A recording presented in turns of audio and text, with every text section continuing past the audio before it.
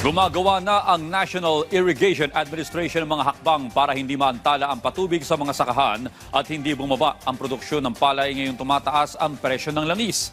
Ayon kay NIA Administrator Eduardo Guillen, ilan sa mga ginagawa nilang paraan ay ang pagbabago sa cropping calendar na nagre-resulta sa pagtitipid ng tubig. Katuwang ng ahensya mga Irrigator Association para sa pagmonitor ng mga irrigation project. Patuloy ang pagtatayo nito ng mga hydropower dam at mga solar pumping irrigation project bilang bahagi ng solusyon. Target ng ahensyang malagyan ang 18 pangunahing river basin sa bansa.